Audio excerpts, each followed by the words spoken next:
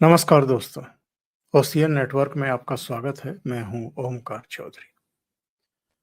बहुत समय पहले प्रधानमंत्री नरेंद्र मोदी ने जब वो पठानकोट एयर बेस पर इन्होंने गुस्ताखी की थी और बाद में 2 घटनाएं और थी जिनका उल्लेख कर सकते हैं, नहीं भी कर सकते हैं तो भी चलेगा, उड़ी और पुलवामा।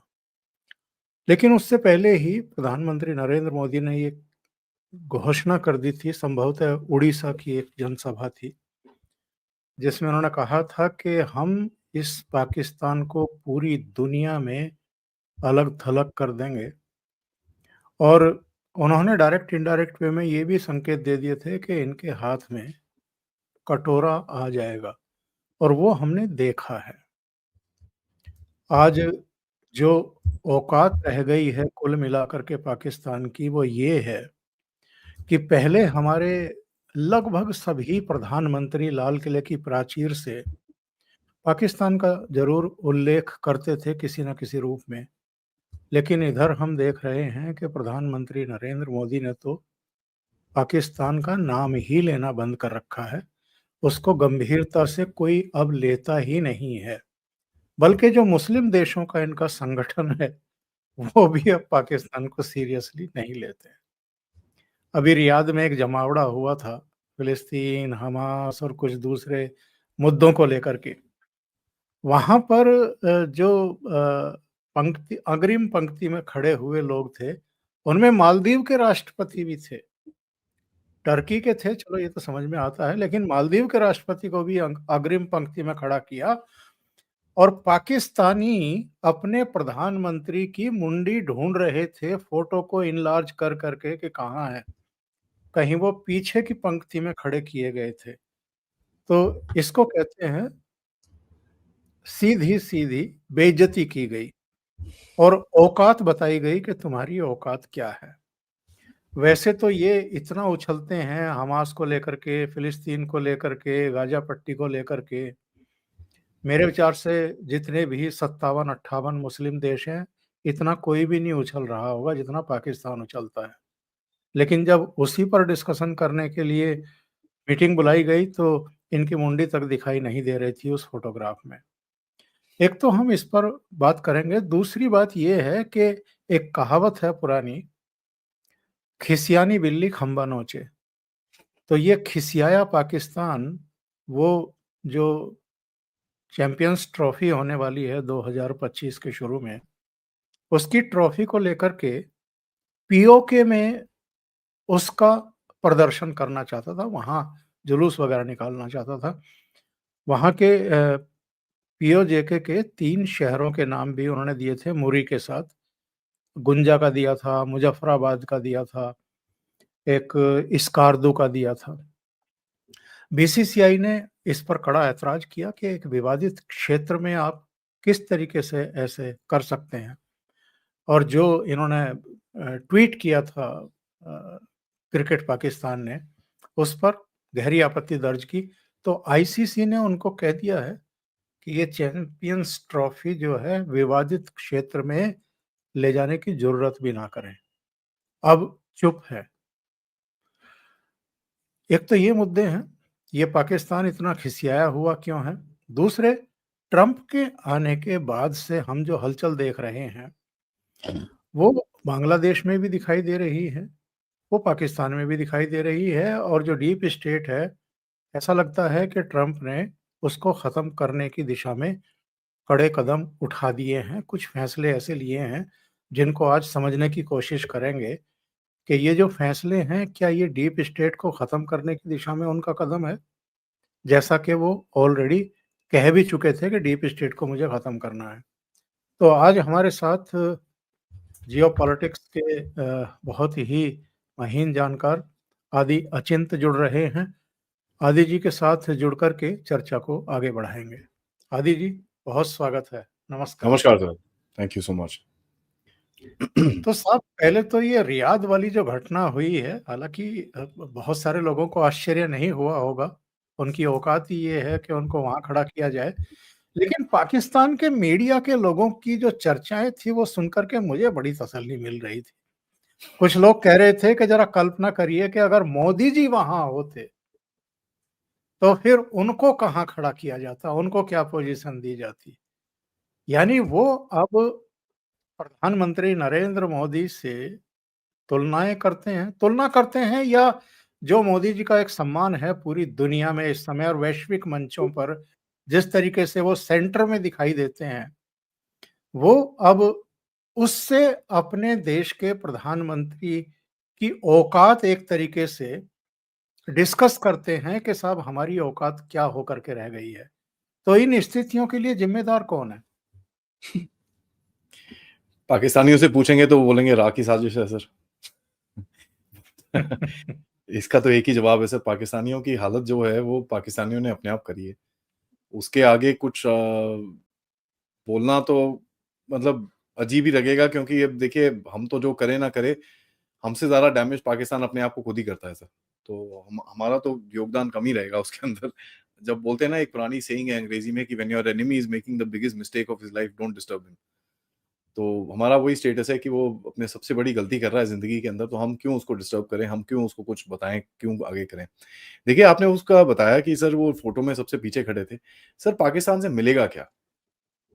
सऊदी अरेबिया इस टाइम पे पाकिस्तान के कोई 86,000 लोगों को वापस भेज चुका है कि ये लोग भिखारी भिखारी हैं, यहाँ पर सड़क पे भीख माँगते हैं। तुम लोग ऐसे-ऐसे लोगों को भेजते हो, यहाँ पर उल्टे-सीधे काम करते हैं।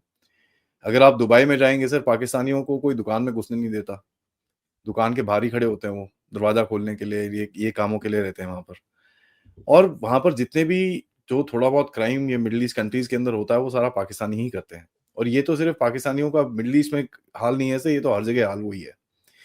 तो आपको ये चीज़ दिखेगी। दूसरा सर देखिए, पाकिस्तान का जो एक एक स्टैंडिंग है एज़ अ कंट्री, अब वो Islamic country and all that, ये वो, अभी इनके पास से आप अपना न्यूक्लियर वेपन हटा दें, तो ये वो पिछली लाइन पे नहीं खड़े होंगे सर, ये फ़ोटोग्राफ़र के पीछे खड़े होंगे। इनसे कोई बात तक करने को राज़ी नहीं होगा, बिकॉज़ इनके पास कुछ नहीं है, दे हैव नथिंग। इनके पास कोई स्ट्रैटेजिक थॉट प्रोसेस नहीं है, इनके पास कोई वैल्यूएबल एडिशन नहीं है कि भई कुछ आके कुछ अच्छी बात करें, कुछ बताएँ कि साहब नहीं, नहीं यार, ये वाला जो मुद्दा है इसको इस तरह रिज़ॉल्व किया जाए तो अच्छा रहेगा, इस तरह इसको इस रिज़ॉल्व किया जाए तो अच्छा रहेगा, ये कुछ भी नहीं है इनके पास। तो शहबाज़ शरीफ का सर सामने खड़े होना का कोई सेंस बनता नहीं है, क्योंकि ये बड़े बोलते हैं ना, this is the big boys game, बड़े बच्चों का खेल है ये। ये यहाँ पर ये जो टुच्चे-मुच्चे होते हैं उनका कोई काम नहीं है। और पाकिस्तानी मीडिया जो है ना सर, वो देखिए अब क्या है, इनका जो एक वो ऑब्सेशन है भारत के साथ, हर चीज़ में। अब आप देखिए ये जो चाइनीज़ को वहाँ पर जो मार रहे हैं, इनके जो टेररिस्ट ग्रुप्स हैं वहाँ पर, जो भी, मैं उनको फ्रीडम फाइटर बोलता हूँ, बीएलए वाले जो फ्रीडम फाइटर्स हैं, वो जो चाइनीज़ पे अटैक्स करते हैं। अब कल उनकी फॉरेन ऑफिस की तरफ से स्टेटमेंट आता है कि साहब ये तो भारत करा रहा है। तो ये तो इनकी हालत है सर कि अपनी जो भी गलतियाँ हैं, इनको कभी ये एक्नॉलेज नहीं करेंगे। जैसे भारत में सर कोई गलती होती है, लोग अपने आप एक्नॉलेज करते हैं, उस पे डिबेट्स होती हैं, उसके ऊपर लड़ाई-झगड़े होते हैं, मतलब लोग एक-दूसरे की गर्दन तोड़ने को तैयार हो जाते हैं।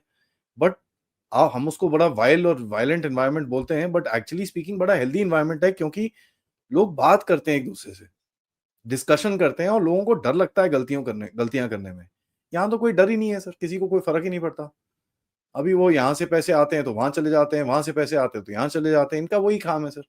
और ये जाते क्यों हैं ये मीटिंग्स के अंदर, यार किसी के साइड में कुछ बैठ-बूठ के कुछ पैसे-पूसे मिल जाएँ तो वो ठीक है। इनको गाज़ा, फिलिस्तीन से कोई लेना-देना नहीं है सर। इन स्पाइट कि ये सबसे ओनली एक इस्लामिक कंट्री है जिनके पासपोर्ट पे लिखा हुआ है कि आप इज़राइल में नहीं जा सकते। This passport is not valid in Israel करके लिखा होता है इनके पासपोर्ट में। तो आप ये देख लीजिए सर, इनका कोई स्टैंडिंग नहीं है, इनका कोई से नहीं है। इनको बुला लेते हैं वहाँ पर, अब वो भी पता नहीं क्यों, वो एमबीएस को पूछना पड़ेगा कि भाई क्या आपको आपको क्या मिलता है इनसे बुला के? तो ये तो सर मैं आपको बताऊँ, थोड़े टाइम आगे जाके आपको दिखेगा कि ये पाकिस्तानियों को बुलाना बंद हो जाएँगे। They will become so highly irrelevant कि इनका कोई भी बात सुनने को राज़ी नहीं है। अब देखिए वो जो इस्लामिक मीटिंग हुई थी, मीटिंग ऑफ इस्लामिक कंट्रीज़ जो हुई थी, 57 कंट्रीज़ वहाँ पर मिली। जी, जी। इनमें स्टेटमेंट सबके बाहर निकले, बशर अल असद का स्टेटमेंट निकला, तुर्की का स्टेटमेंट निकला, सबका स्टेटमेंट निकला, लेकिन पाकिस्तानियों को कोई स्टेटमेंट नहीं देखा मैंने। तो ये तो देखिए सर, अब ये भारत के साथ तुलना करते हैं, भारत अभी बड़े बड़े गेम खेल रहा है। भारत, रशिया, चाइना, अमेरिका के बीच में खड़ा होता है। तो ये तो, अब वो जो ग्लोबल पावर्स के गेम में आ रहे हो आप धीरे-धीरे करके, तो ये पाकिस्तान कहाँ अपने आप को, रीजनल पावर भी नहीं है सर। आए दिन कभी उसको अफगानिस्तान ठोक देता है, कभी ईरान ठोक देता है, कभी हम ठोक देते हैं। आई मीन वो बोलते हैं ना सर, एक ना पुरानी ज़माने की मूवीज़ में आपको याद होगा, पिक्चरों में, कि एक वो बेचारा कोई दारू-वारू पी के बैठा होता था सड़क के चौराहे के अंदर और जो चलता उसको थप्पड़ मार के जाता था। पाकिस्तान की वो हालत है अभी इस टाइम पे। इसके पास ना पैसे हैं, ना इनोवेशन है, ना इकोनॉमी है, ना मिलिट्री है, ना कुछ है। तो इसको सामने रख के क्या मिलेगा सर इनको? ये तो बड़ा एक क्लियर सिस्टम है। दूसरा, आपने अपने इंट्रोडक्शन में बड़ी इंटरेस्टिंग बात बोली कि ये आईसीसी का, आप देखिए मेरे को भी यही समझ नहीं आता, जी, आईसीसी जी। वालों को पाकिस्तान में मैच खेलने में क्या मिलता है? ये एक सवाल हमको आईसीसी से पूछना पड़ेगा, क्योंकि 60 से 80% का जो आईसीसी का फंडिंग है वो तो हम ही देते हैं। बीसीसीआई की तरफ से जाता है। तो ये सवाल हमको राइट। पूछना पड़ेगा कि यार आप पाकिस्तान में क्यों करते हो? अब हमने लात तो मारी है जोर से अच्छे से उसको कि आईसीसी वालों को भी पीछे हटना पड़ा, और जितना भी उनको वो जो मर्री में, मुज़फ्फराबाद में और क्या नाम है आपका, स्कार्दो। स्कार्दू में ये लोग करने वाले थे, वो सब तो खत्म हो गया। बट ये चीज़ें देखिए, ये बड़ी बेवकूफ़ी वाली चीज़ें हैं कि अगर हम लोग इतना पैसे दे रहे हैं आईसीसी को, तो उसको हमारे इशारों में नाचना चाहिए हर समय, और ये चीज़ हमको करनी पड़ेगी। मेरा तो सर पर्सनली कोई क्रिकेट में इतना, ना मैंने कभी खेला है, ना मेरे को शौक है देखने का, ना मेरे को कोई आइडिया भी नहीं है कि इस टाइम पे टीम का कैप्टन कौन है। बट इसको पॉलिटिक्स के नज़रिए से देखना पड़ता है कि आप ऐसी कंट्री में कौन जाएगा और कौन-सी टीम इतनी उतावली हो रखी है कि पाकिस्तान में जाके इनको मैच खेलना है। तो ये चीज़ हमको समझ में आनी चाहिए, और पाकिस्तानी बड़े खुश हो रखे थे। इनको लगता है सर, देखिए हर चीज़ के अंदर कश्मीर को बीच में लाना, हर चीज़ के अंदर कश्मीर को बीच में लाना, देखिए दुनिया भी परेशान हो रखी है। इस बारी उनका जो बेस्ट फ्रेंड है एर्दोआन, उसने यूएन में कश्मीर का नाम तक नहीं लिया। यस। दुनिया भी परेशान हो रखी है, यार ये बहुत हो गया है, तुम साइड में रखो अपना कश्मीर का ड्रामा। बहुत सुन लिया हमने ये। और देखिए दुनिया को क्या चाहिए था, कश्मीर में इलेक्शन हो जाए, डेमोक्रेसी टाइप, एक वो टिक मार्क टाइप हो जाए, हो गया सब कुछ अब तो। खत्म कहानी, नाउ तो कुछ डिस्प्यूट बचा ही नहीं है। कहानी खत्म हो गई है सर, इलेक्शन हो गया, उन्होंने ओथ स्वेयर कर लिया कॉन्स्टिट्यूशन में, चाहे हमको वो गवर्नमेंट पसंद हो ना हो, बट दुनिया के लेवल में तो आप देखें तो उसको तो दिखता है यार, ये तो पूरा डेमोक्रेटिक इलेक्शन हो गया जी। चीफ मिनिस्टर बन गया वहां पर, पूरी गवर्नमेंट फॉर्म हो गई है, काम शुरू हो गया, वहां पर इन्वेस्टमेंट भी चल रही है। तो देयर इज, आप दुनिया की नजर से देखें, हमको असलियत पता है, बट दुनिया की नजर में तो वो सब नहीं है ना। उनको क्या फर्क पड़ता है, उनको दिखता है यार चीफ मिनिस्टर है, बढ़िया है यार, और यंग चीफ मिनिस्टर है एकदम मस्त वाला, बड़ा अंग्रेजी भी बोलता है, बढ़िया बात करता है यार, ये तो अच्छा आदमी है, चलो ठीक है, इससे काम कर सकते हैं। सी, ये पाकिस्तानियों को समझ में नहीं आता है। यहाँ पर अभी भी वो टेररिज्म वेरिज्म करके इनको लगता है कि भाई थोड़ा मैं दुनिया के तरफ रख लूं। और दूसरा क्या है सर, कि पाकिस्तानी आर्मी का जो सर्वाइवल है, वो जब तक भारत से पंगे नहीं लेंगे, तो तब तक उनके जो इतना जो भी बजट वजट लेते हैं, उसको कैसे जस्टिफाई करेंगे? सही। आज ये तो सर उनका सर्वाइवल है और कुछ नहीं। अगर जिस दिन उन्होंने कश्मीर छोड़ा, ये खत्म हो जाएंगे, दैट्स इट। अब आप देखिए, इनके इमरान खान साहब थे प्रीवियस प्राइम मिनिस्टर, एक नियाजी ने बांग्लादेश तोड़ा, दूसरे नियाजी ने कश्मीर छोड़ा। ठीक है? इसके पुराना पुराना जो चीफ चीफ था इसका आर्मी, कमर जावेद बाजवा, उसके मुंह से निकला हुआ, भैया हमारे पास टैंक में डालने के पेट्रोल नहीं है, टैंकों में जंग लगा हुआ है, जहाज हमारे उड़ते नहीं है। ये तो उसने खुले में आके बोला है। तो क्या इनका वैल्यू है सर, मेरे को समझ में नहीं आता। इनको बुलाया क्यों जाता है, मुझे समझ में नहीं आता। बट ठीक है, चलिए, अब जो जैसी दुनिया चलती है वो चलती है। बट अपनी अपनी पोल खुद ही खोलते हैं सर। अभी क्या हालत हो रखी है कंट्री के अंदर, ये तो सबको पता है, आपको, हमको, हर किसी को पता है। बच्चे बच्चे को पता है भारत में कि पाकिस्तान की हालत इस टाइम पे बदतर से भी बदतर है। प्रधानमंत्री आज 3 देशों की यात्रा पर रवाना हुए, लेकिन उससे पहले एक प्रोग्राम को संबोधित करते हुए उन्होंने बहुत दिलचस्प बात कही है, सुनते हैं। मुंबई हमले की रिपोर्ट्स पर भी मेरी नजर गई। ये वो समय था जब पड़ोसी देश की आतंकवादी हरकतों की वजह से हमारे लोग अपने घर और शहरों में भी असुरक्षित रहते थे। लेकिन अब स्थितियां बदल गई हैं। अब वहां के आतंकवादी ही अपने घर में सुरक्षित नहीं है। साथियों, अब तो भारत ने खोल करके कहना शुरू कर दिया है। गलत गलत क्या है सर? देखिए, अब आपको देखिए सर, ऐसा है जैसे मैंने बताया, अगर आपको बड़े बिग बॉयज क्लब में जाना है, ठीक है? तो ये काम तो करने पड़ते हैं सर, अपने हाथ गंदे करने पड़ते हैं। There is no question about it. And मतलब बिग बॉयज़ अभी तक आदि जी, अमेरिका, इज़राइल कुछ मतलब गिने-चुने देश थे, जो घुस कर के मार देते थे कहीं भी। अब भारत उस पंक्ति में न केवल आ गया है, बल्कि प्रधानमंत्री के लेवल पर सार्वजनिक मंचों पर ये कहना कि उनके आतंकवादी अब घर में भी सुरक्षित नहीं, अपनी माँद में भी सुरक्षित नहीं है, ये तो उद्घोष है सीधे-सीधे। जी, सही बात बोल रहे हैं सर। देखिए ये आपका एक आपकी तरफ से एक बड़ा क्लियर मैसेज है कि देखिए भारत की तरफ आप नज़र उठाएँगे तो हम छोड़ेंगे नहीं आपको। जहाँ मर्ज़ी हो हम आपके पीछे जाके आपको खत्म करेंगे। चाहे जैसे मर्ज़ी करें, उसके बाद आप अपने बंदे भेजें या ज आप अपने आप ही उसको किसी को खत्म करवा लीजिए। अब बोलते हैं ना घी निकालने के अलग-अलग तरीके होते हैं। अपना हाथ डाल लो, किसी और से करवा लो, चम्मच ले लो, उँगली टेढ़ी कर लो, जो मर्ज़ी कर लो आपको उसमें प्रॉब्लम नहीं है। बट सर ये एक मैसेज जाना चाहिए दुनिया को कि देखिए भारत अब एक वर्ल्ड स्टेज पे आ रहा है और मोदी साहब की मैसेजिंग बड़ी करेक्ट है और सही टाइम पे है। अगर आप देखें इस टाइम पे वो नाइजीरिया जा रहे हैं पहले। नाइजीरिया अफ्रीका में पड़ता है, one of the biggest democracies in Africa.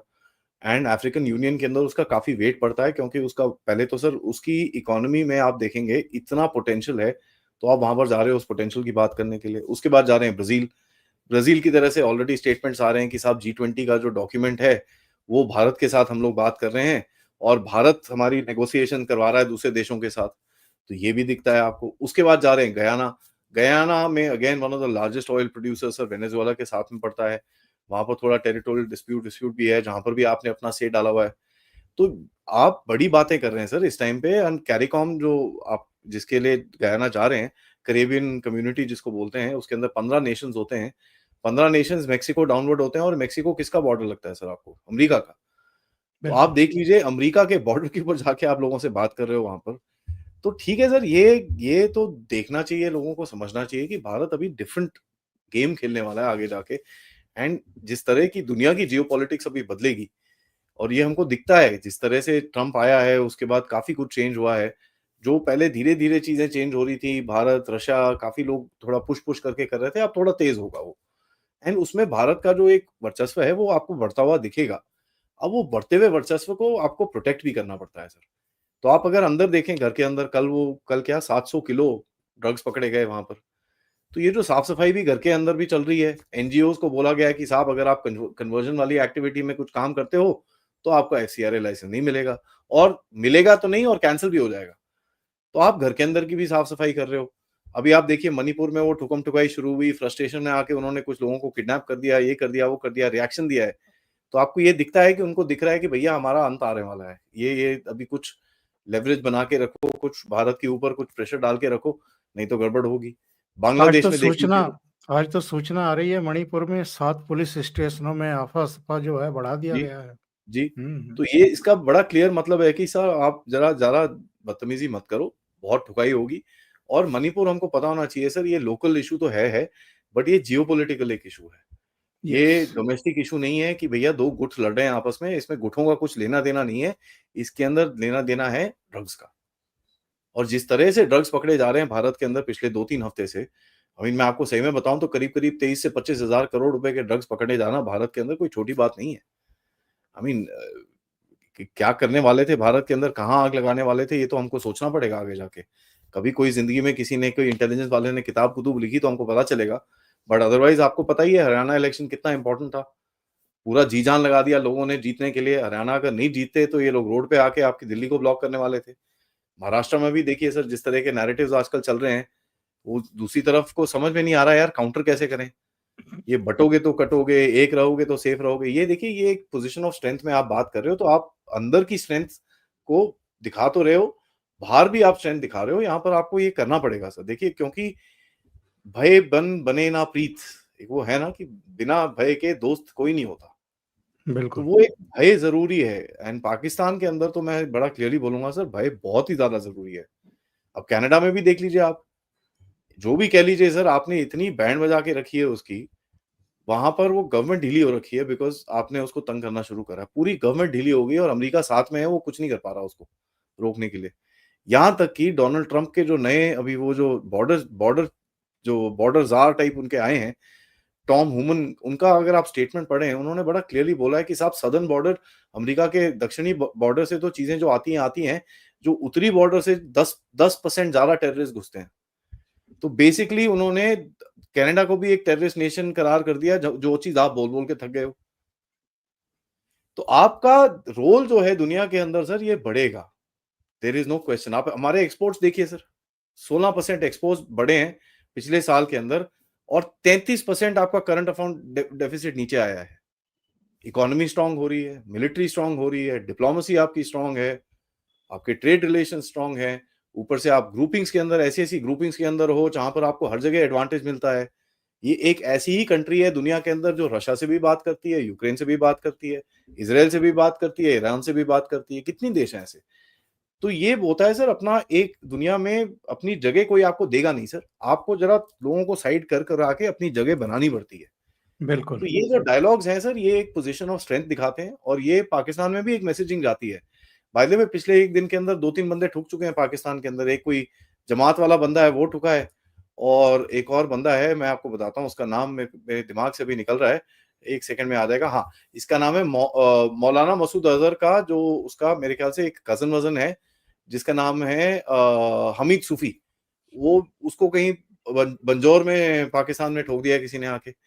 तो देखिए, ये करना पड़ता है सर। अब कोई एक्सेप्ट तो करेगा नहीं, ना मैं कर पाऊंगा, बट मेरे को सर, मैं ऐसा आदमी हूँ, मेरे को आम खाने से शौक है, मुझे फर्क नहीं पड़ता पेड़ कौन सा लगा है मेरे को आम खाना है। बड़ा मोदी साहब खुद ही बोल रहे हैं कि यार हम ऐसे करेंगे, तो फिर ठीक है, बढ़िया है, फिर और क्या चाहिए आपको। अच्छा, ये बताइए, अभी ट्रंप का नया प्रशासन और सरकार आकार ले रही है, धीरे-धीरे चेहरे सामने आ रहे हैं। जिस तरीके से उन्होंने मस्क को लिया है, तुलसी गैबार्ड को लिया है, अभी एनएस से उन्होंने माइक वाल्ट्ज को बनाया है। तो ये क्या संकेत दे रहे हैं साहब? ये जो ट्रंप साहब कह रहे थे कि मैं ये डीप स्टेट को तो मैं उखाड़ फेंकूँगा, इसको तो खत्म कर दूँगा अमेरिका से। क्योंकि डीप स्टेट के भुक्तभोगी तो पिछले कुछ समय से हम भी हैं, हम भी शिकार रहे हैं उसके। तो ये जो नियुक्तियां हैं, क्या संदेश और संकेत दे रही हैं? देखिए सर, ऐसा है, डीप स्टेट को तोड़ना तो मुश्किल है, बट डीप स्टेट को मोड़ना आसान है। आसान मतलब कर सकते हैं। तो डीप स्टेट का अगर आप देखें सर, उसका टोटल वैल्यू जिस तरह जिस जिस जिस एसेट्स और जिन चीजों के पे वो कंट्रोल करता है, $550 ट्रिलियन से ज्यादा है। तो कोई एक देश उनके साथ लड़ नहीं सकता। ग्लोबल जीडीपी अगर आप पूरी दुनिया की जीडीपी देखें, 105 ट्रिलियन डॉलर है सर, और डीप स्टेट के पास एसेट $550 ट्रिलियन के हैं। तो ये आपको समझ में आना चाहिए कि उसको तोड़ना तो बहुत मुश्किल है, बट कहीं ना कहीं उसको आप डैमेज कर सकते हो, उसको आप मोड़ सकते हो, उसको आप मॉडिफाई कर सकते हो, उसके कई भागों को अलग कर सकते हो, उनको थोड़ा सा सबक सिखा सकते हो और अपने बंदों को अंदर घुसा सकते हो। तो ये चीज मेरे को दिखती है कि सब भारत भी यही चीज करने की कोशिश कर रहा है, रशिया भी यही चीज करने की कोशिश कर रहा है। चाइना ने 2012 में कोशिश करी, लेकिन चाइना ने बोला कि तुम लोग हट जाओ, मैं बन जाता हूँ पूरा दुनिया का डीप स्टेट। तो उसकी हालत अब देख लीजिए क्या कर रखी है चाइना की। तो उसको इकोनॉमी डाउन है, ट्रंप यस। आके बोलता है मैं 60% टैरिफ लगाऊंगा तेरे ऊपर, तो वो पंगे कोई नहीं लेगा सर इनसे। They just way too powerful, बहुत ज्यादा दम है इनके अंदर। बट सर, ट्रंप का कहना क्या है कि मैं I will take care of this. इसका मतलब बड़ा सिंपल है सर, कि जो एक नेशनलिज्म मिसिंग हो गया था अमेरिका के अंदर, जो एक सेल्फ इंटरेस्ट मिसिंग हो गया था, इन लोगों को समझ नहीं आ रहा था किससे दोस्ती करनी है, किससे दुश्मनी करनी है।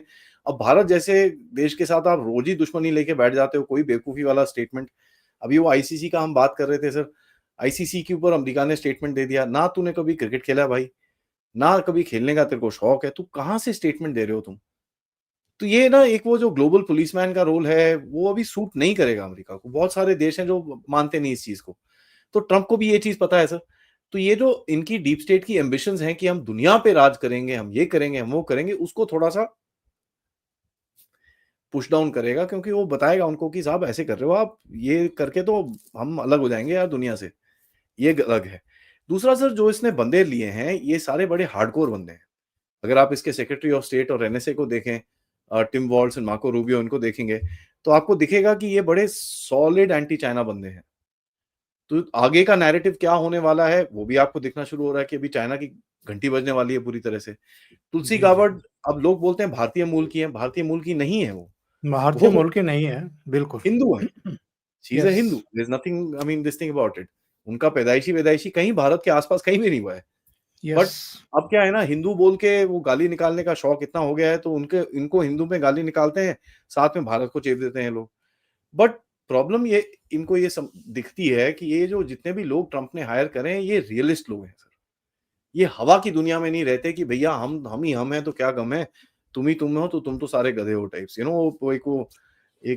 एक वो डायलॉग है ना, सादा कुत्ता सादा कुत्ता कुत्ता थोड़ा कुत्ता टॉमी। तो एक वही हालत है इनकी अमेरिका की, इनका सोचने का नजरिया वही है सर। ट्रंप ने जो एक चीज करी है अभी इस टाइम पे इलॉन मस्क और इन चीजों को लेके सर, आपको दिखेगा कि नया डीप स्टेट का स्ट्रक्चर अभी धीरे धीरे करके फॉर्म होएगा। क्योंकि यस, जितने पुराने यस। एलिमेंट्स हैं उसमें जॉर्ज सोरोस जैसे लोगों को भी लात मार के बाहर भगाया जाएगा, क्योंकि ये बहुत पुराने एलिमेंट्स हैं, इनका वैल्यू खत्म हो गया है, प्लस ये पूरी तरह से एक्सपोज हो रखे हैं। अगर जॉर्ज सोरोस को आके मोदी साहब को डायरेक्टली गाली देनी पड़े, दैट मीन्स आपको समझ में आना चाहिए ये पूरी तरह से एक्सपोज हो चुके हैं। तो इन सब को साइड किया जाएगा सर। इलॉन मस्क जैसे बंदे अंदर अंदर घुसेंगे। अब इलॉन मस्क को आप देखिए सर, उसके पास दुनिया में सबसे बड़ा कम्युनिकेशन प्लेटफॉर्म है एक्स, उसके पास एआई है जिसका नाम है ग्रॉक, उसके पास रॉकेट्स पूरा सब कुछ है जिसका नाम है वो क्या स्पेस एक्स, उसके पास पूरी तरह से स्टारलिंक है, तो दुनिया में हर जगह स्टारलिंक। वो। हाँ। उसके बाद वो ब्रेन में भी वो कुछ चिप्स विप्स डालने की बात कर रहा है। कितनी चीजें हैं, हर चीज में घुसा हुआ है वो। And he suppose to be becoming a trillionaire now. तो उसका टाइम आ चुका है इस डीप स्टेट के स्ट्रक्चर में घुसने का। सो डीप स्टेट का जो स्ट्रक्चर है आपको दिखेगा, ये जो पुराने लोग थे उनको निकाला जाएगा ना। इसी के तहत मैं आपको एक बड़ी इंटरेस्टिंग सी खबर बताता हूँ कि डीप स्टेट का जो स्ट्रक्चर था पिछले साल तक, हमारे जो मनमोहन सिंह जी थे वो क्लब ऑफ रोम में बैठते थे। उनके स्ट्रक्चर में क्लब ऑफ रोम एक ऑर्गेनाइजेशन है, उसके अंदर बैठते थे ना। उसका क्लब ऑफ रोम अगर आप गूगल करेंगे उसका इंडिया चैप्टर भी है और वहां पर सब कुछ चीजें हैं। ये साल इलेक्शन के बाद मनमोहन सिंह जी का नाम हटा दिया गया वहां से। तो ये हिंट्स देता है कि आपको भैया अभी गेम चेंज होने वाली है, और ये भारत के लिए बहुत बड़ी अपॉर्चुनिटी है। अगर आप अपने आप को डीप स्टेट के जितने भी जो जो लोग हैं उनके साथ बात करके, उनके साथ सेटिंग करके अपने किसी आदमी को वहां बिठा लें। नो, यहाँ पर एक बड़ा अच्छा सा हिंट देता हूं मैं आपको सर। जी, बाकी जी। सब ठीक है सर, बाकी सब ठीक है। अडानी ने, अंबानी ने नहीं, अडानी ने डोनाल्ड ट्रंप को थैंक यू वेलकम बोला और कांग्रेचुलेशंस बोला। तो आपको वो भी दिखना चाहिए कि कहीं ना कहीं कोई हमारा इंडस्ट्रियलिस्ट, देखिए सर मनी पावर बड़ा इंपॉर्टेंट होता है डीप स्टेट में घुसने के लिए, आपको चाहिए वो इतना पैसा। तो कुछ ना कुछ यहाँ पे भी चल रहा है कि भैया किसी तरह से हमारे भी एक दो लोग अगर उसमें घुस जाएं तो हमारे भी इंटरेस्ट को थोड़ा ध्यान में रखें। At the end of it आप एक उभरती हुई पावर है। और यहाँ पर सही। जो हमारी गवर्नमेंट की तरफ से जो नैरेटिव जा रहा है कि साहब हम किसी चीज के एंटी नहीं है, हम बोल रहे हैं यार इस चीज को बदलो, जो वर्ल्ड ऑर्डर है उसको बदलो, उसको रिफॉर्म करो। हम ये नहीं बोलते कि वर्ल्ड ऑर्डर को उठा के कचरे के डब्बे में फेंको जो चाइना बोलता है। तो डीप स्टेट वाले भी देखते हैं यार ये रिविजनिस्ट पावर नहीं है, ये रिफॉर्मिस्ट पावर है। उसमें डिफरेंस होता है। रिविजनिस्ट का मतलब क्या होगा कि सब पूरा स्ट्रक्चर उठा के फेंक दो, कचरे डब्बे में डालो, उसके बाद मेरे जो मैं बोलता हूँ वैसा स्ट्रक्चर बनाओ। वो कोई मानेगा नहीं सर। इन लोगों ने तो हजारों साल से दुनिया पे राज करा है, वो कोई मानेगा नहीं। बट जब वो भारत की तरफ देखते हैं वो बोलते हैं यार ऐसा नहीं है, हमको कोई चीज तोड़नी ताड़नी नहीं है, हमको रिफॉर्म चाहिए। ये जो करंट स्ट्रक्चर है अच्छा है, चलता है, इसमें ये चीजों को जरा चेंज करिए, और वो चेंजेस के लिए आप काम करेंगे आगे जाके।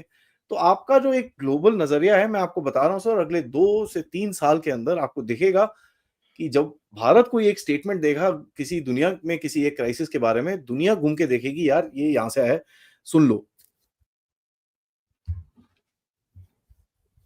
और मैं ये समझना चाहूँगा आपसे, चूँकि इधर भारत जो है वो केंद्रीय भूमिका में आ रहा है।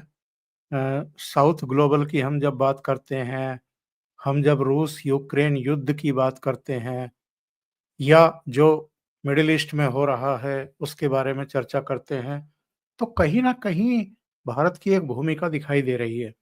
जी। लेकिन भारत को थोड़ा-सा परेशान करने के लिए, घेरने की कोशिश करने के लिए, जो कुछ 5 अगस्त में यहाँ शेख हसीना सरकार का तख्ता उलट करके बांग्लादेश में गुस्ताखी की गई, और उसमें सब थे। उसमें जमात भी थी, डीप स्टेट भी था, बीएनपी भी थी, कुछ दूसरी ताकतें भी थी। एक खबर ये भी आई थी कि राहुल गांधी भी किसी मीटिंग में थे लंदन में। ये शोएब चौधरी ने दावा किया, जो बांग्लादेशी पत्रकार है, ब्रिटिश के संपादक। पता नहीं राहुल गांधी की क्या भूमिका हो सकती है। तो बहरहाल वो एक शिगुफ़ा था या सीरियसनेस थी उसमें वो अलग बात है। लेकिन क्या हमारे यहाँ ट्रंप के आने के बाद कुछ चीज़ें हमें बदलती हुई दिखाई देंगी, ख़ास तौर से बांग्लादेश के हवाले से? सर पहले देखिए बांग्लादेश तो दिखेगा आपको चेंज होता हुआ, क्योंकि ये जो हर एक एक जो देश रहेगा वो अपने रीजन को सँभालने की कोशिश करेगा।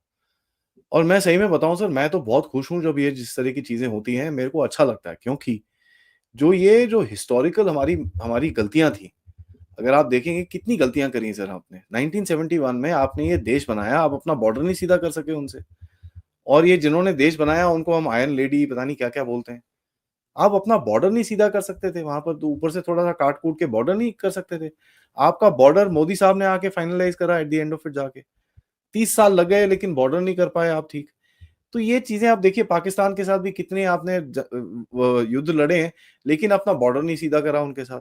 आपके पास उनके 93,000 लोग थे, लेकिन आप ये नहीं बोल सकते थे कि आप ये जो भी है, ये ज़रा इसको सीधा करो।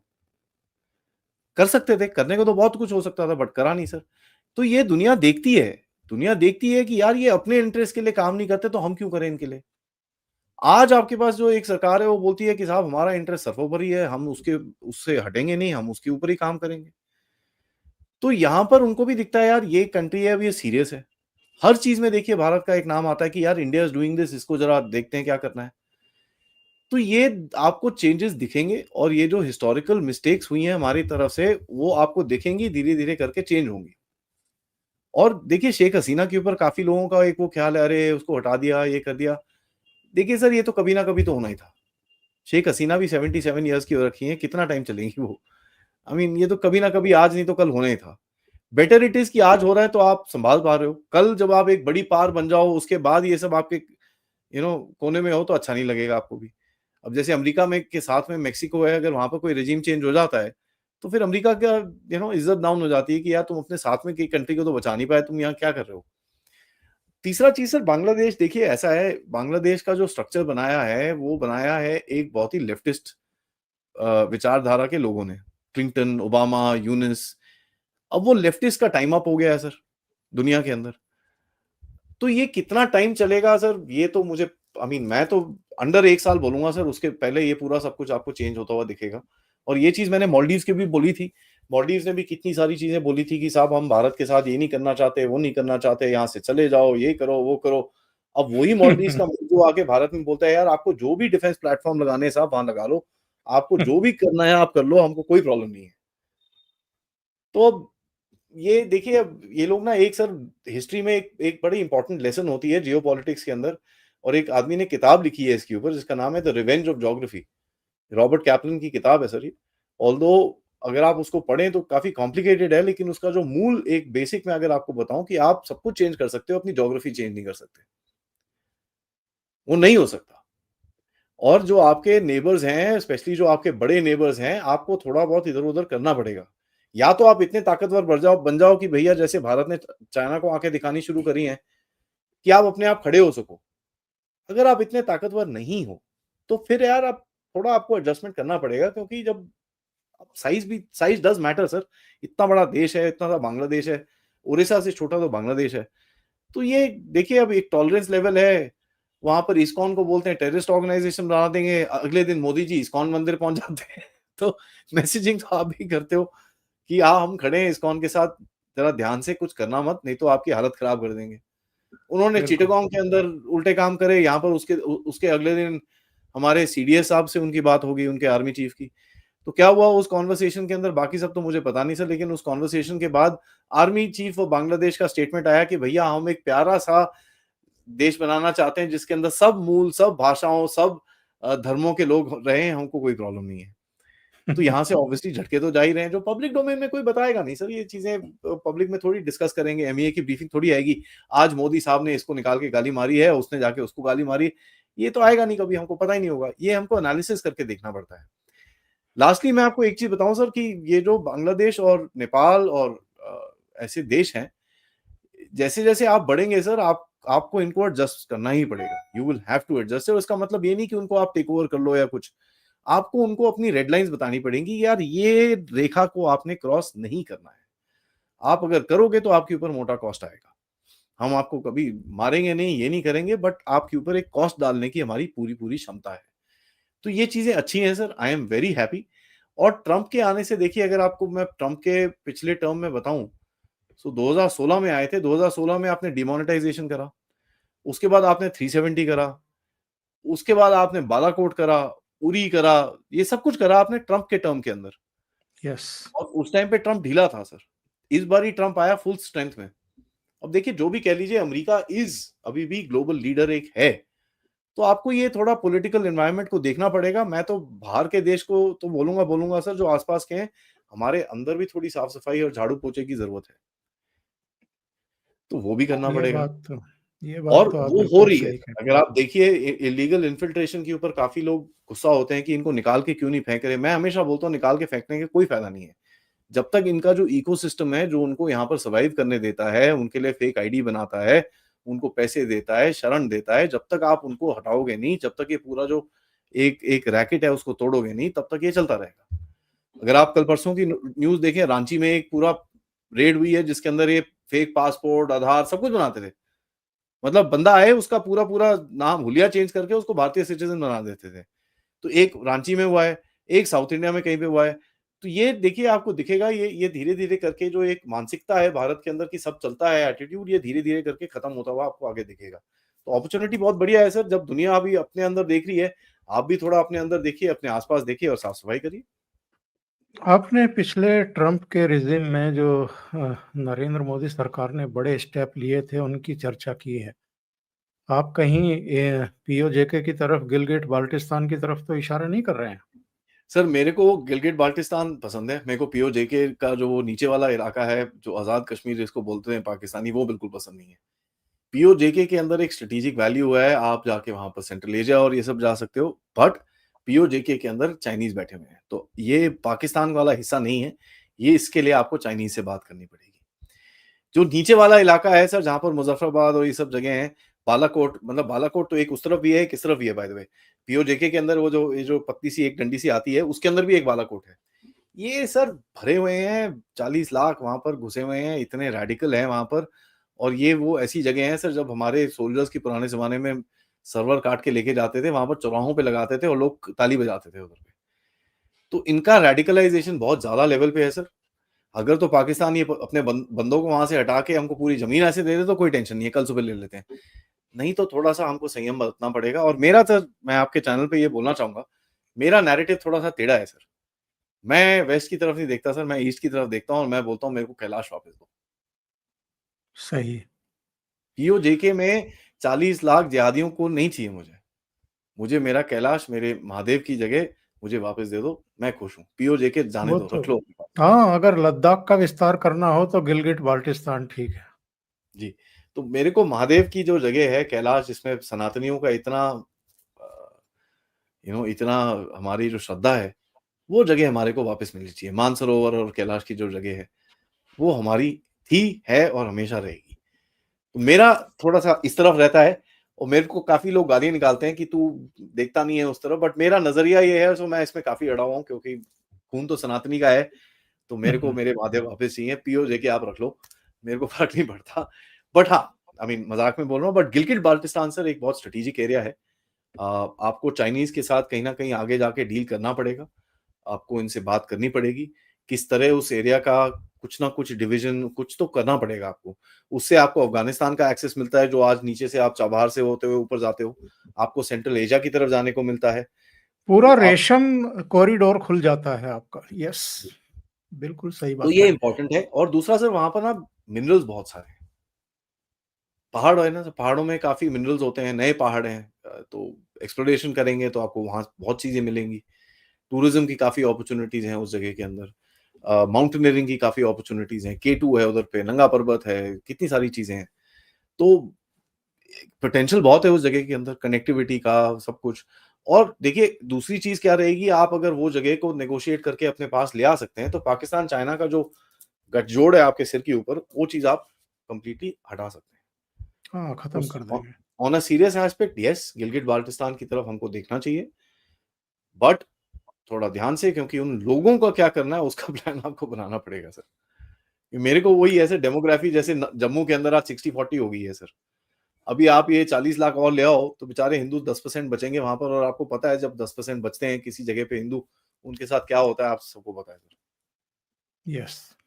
जी चलते चलते कल कनाडा का एक वीडियो बड़ा वायरल हुआ।